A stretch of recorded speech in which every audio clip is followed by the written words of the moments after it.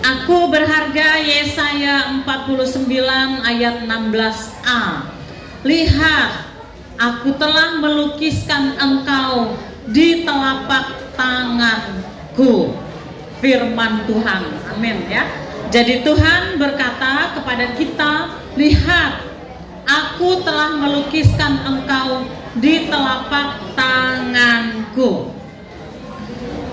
Jadi kalau Allah berkata bahwa Allah melukiskan nama-nama pribadi-pribadi kita semua di telapak tangan Tuhan, ya, nama-nama pribadi anak-anak dituliskan di telapak tangan Tuhan, artinya apa? Artinya anak-anak semua berharga di mata Tuhan, berharga di hadapan Tuhan. Kadang-kadang manusialah yang membuat kita merasa tidak berharga. Manusia sering membanding-bandingkan, ya, manusia menilai dengan cara yang salah, ya. Tetapi Allah, cara Allah melihat kita, Allah melihat kedalaman hati kita, dan apapun keberadaan kita, siapapun kita, ya, kita berharga di mata Tuhan. Untuk itu mari kita lihat beberapa hal yang Allah atau Alkitab katakan tentang kita sebagai manusia dan khususnya sebagai orang percaya kepada Yesus. Sebagaimana kita tahu, kita belajar dari SD, ya, bahwa manusia adalah makhluk hidup yang sangat dikasihi, dihargai oleh Tuhan. Makhluk hidup itu ada binatang, ya, atau hewan, ada tumbuhan, dan ada manusia. Itu yang kita pelajari dari SD kelas 1. Tetapi makhluk hidup yang paling berharga di mata Allah adalah manusia.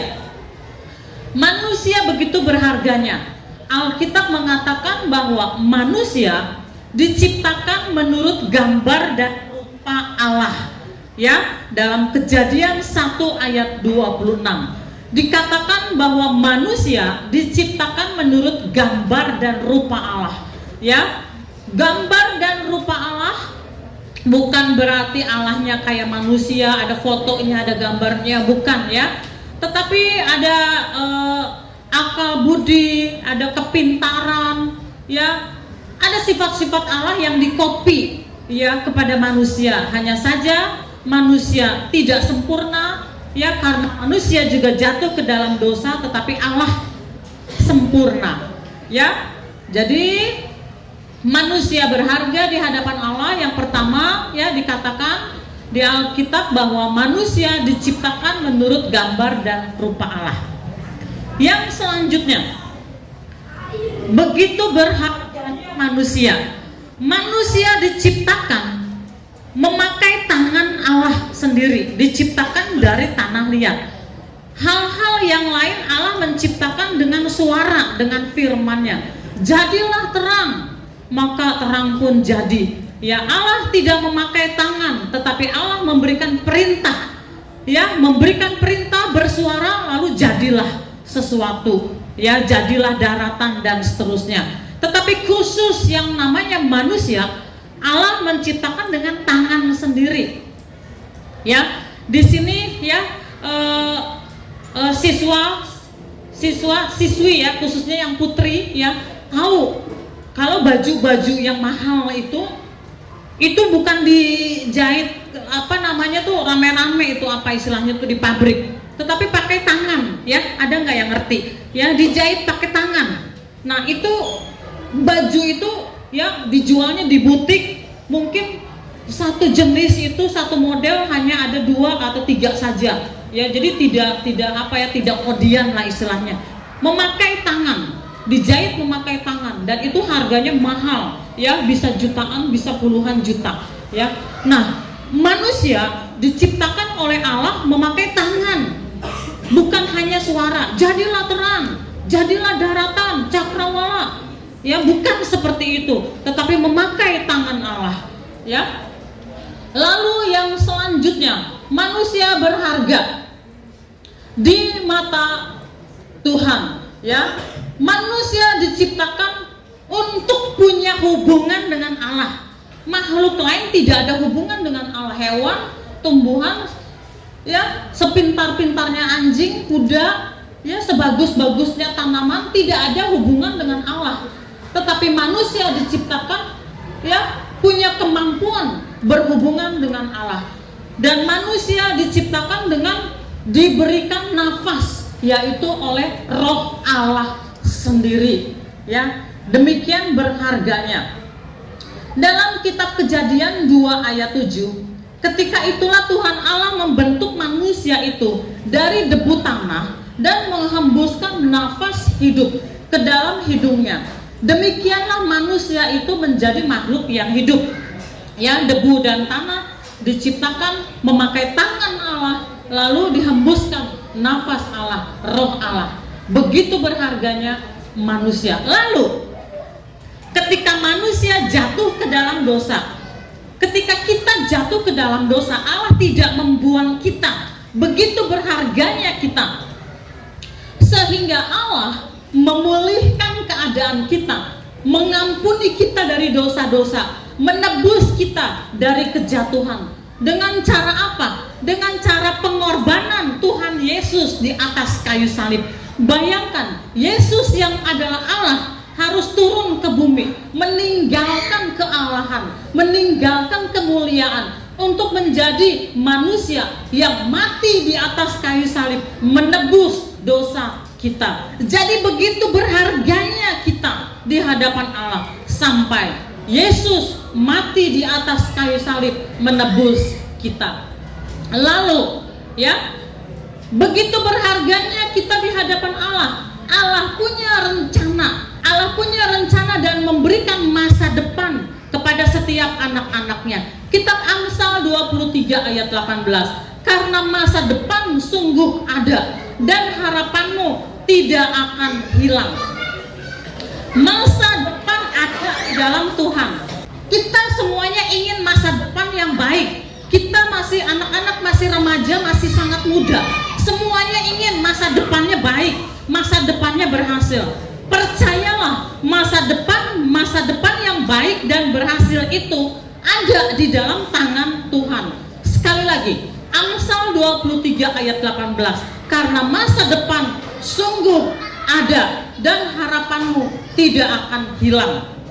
Lalu, ya, begitu berharganya kita di hadapan Allah, sehingga nama-nama pribadi kita dicatat di dalam kitab Allah, ya, yang tadi, ya, ayat nats yang kita baca dari awal, ya, Yesaya 49 ayat 16. Lihat, aku telah melukiskan engkau di telapak tanganku, ya. Jadi demikianlah, ya, yang disampaikan oleh Alkitab, ya, tentang kita, ya, dari mulai penciptaan kita sampai kepada masa depan kita, sampai kepada kejatuhan kita ke dalam dosa, yang Allah memulihkan. Allah menyediakan jalan untuk pemulihan kita. Kenapa? Karena begitu berharganya kita di hadapan Allah. Sekali lagi, ya, saya mengatakan yang sering membeda-bedakan kita adalah manusia, yang sering memberikan penilaian yang salah kepada kita adalah manusia. Ya, manusia sering melihat dari tampak luar, yang itu jelek, yang itu keren, yang itu bagus, yang itu nggak bagus, yang itu pinter, yang itu nggak pinter. Itu adalah penilaian manusia yang sering salah, ya. Tetapi Allah tidak salah menilai kita, dan kita berharga di mata Tuhan. Sekalipun mungkin ada di antara kita yang merasa, oh, saya lahir dalam keadaan yang seperti ini, oh, saya ada di tengah-tengah keluarga dan lingkungan yang seperti ini, yang mungkin tidak sehebat orang lain, tidak sebagus orang lain, ya. Tetapi itu adalah pandangan manusia. Tetapi bagi Allah, kita semuanya berharga di mata Tuhan. Nah, kalau kita mengerti betapa berharganya kita di hadapan Allah, maka kita sendiri harus menilai diri kita berharga. Ya, jangan ada seorang pun yang mengatakan aku bukan siapa-siapa, aku nggak bisa apa-apa, aku nggak sehebat orang lain, aku tidak seperti orang lain. Jangan ada yang berkata seperti itu. Setiap pribadi kita harus menilai diri kita ini berharga. Jadi kita harus melihat bahwa diri kita berharga. Anak-anak harus belajar berkata kepada diri sendiri, aku ini berharga. Aku ini berharga. Tuhan menilai aku sebagai orang, sebagai anak yang berharga. Nah, kalau kita menghargai diri kita, ya, maka ada beberapa hal yang harus kita perhatikan. Yang pertama, kalau anak-anak merasa bahwa dirimu berharga, maka di dalam kehidupan ini janganlah pernah mengambil keputusan asal-asalan. Kita harus selalu punya keputusan yang terbaik untuk diri kita. Jangan kita menyia-nyiakan kehidupan kita. Jangan membawa diri kita ini terperosok masuk kepada hal-hal yang salah. Jangan kita membawa diri kita kepada pergaulan yang salah. Jangan menjatuhkan diri kita kepada kebiasaan-kebiasaan yang salah. Mari kita menjaga diri kita. Kalau diri kita ini berharga, siapa yang pertama-tama menjaga kita? Harus diri kita sendiri. Ketika kita masih kecil, orang tua kita menjaga kita dengan segala keterbatasan orang tua kita. Ataupun juga mungkin ada anak-anak yang merasa saya tidak punya orang tua, tidak ada orang-orang yang mau memperhatikan saya. Tetapi percayalah, Allah memperhatikan kita semua. Tetapi sekarang kita sudah remaja, menuju kepada dewasa. Maka kita harus belajar mengambil keputusan yang benar. Kita harus belajar mengambil keputusan yang berguna untuk diri kita. Kalau kita memang sadar bahwa diri kita ini berharga, ya.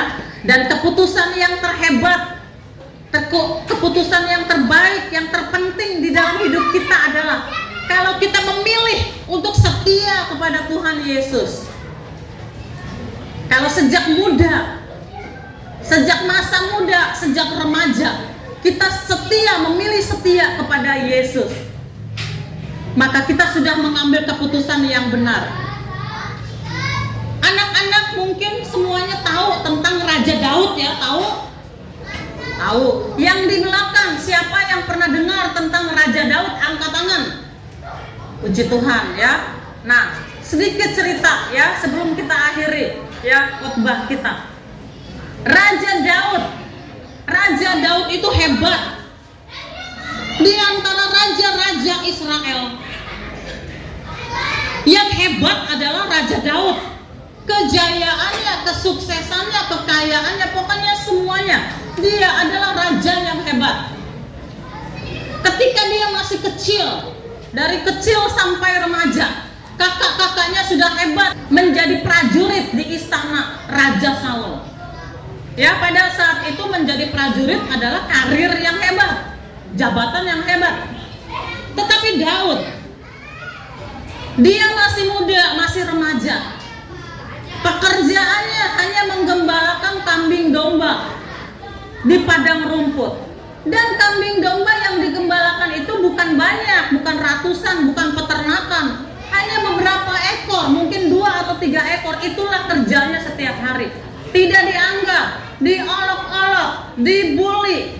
Dia bukan siapa-siapa, tidak ada hebat-hebatnya.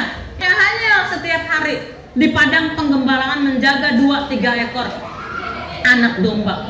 Tetapi Daud mengambil keputusan sejak usia remaja bahwa saya mau setia kepada Allah, bahwa saya mau setia kepada firman Allah.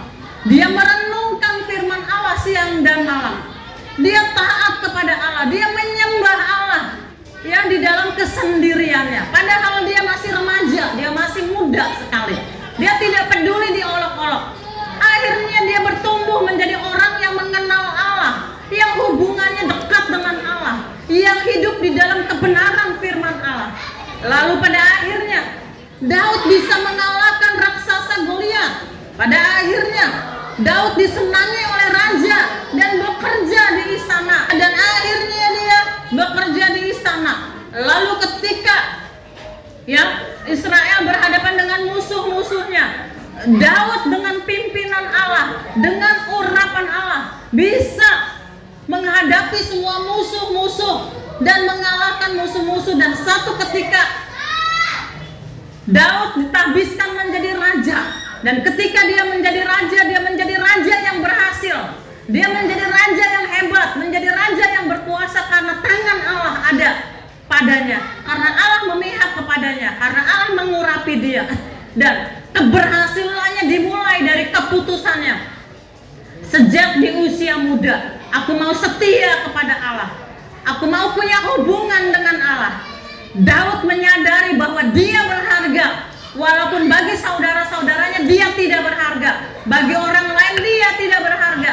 Hanya anak muda, hanya anak remaja yang menggembalakan domba-domba saja, tidak berharga sama sekali bagi manusia. Tetapi Daud melihat bahwa dirinya berharga. Itu sebabnya dia memperhatikan ya apa yang harus dia lakukan, keputusan-keputusannya. Dia menghargai dirinya, dan keputusannya adalah dia mau mengikatkan diri kepada Allah, kepada Yesus Kristus.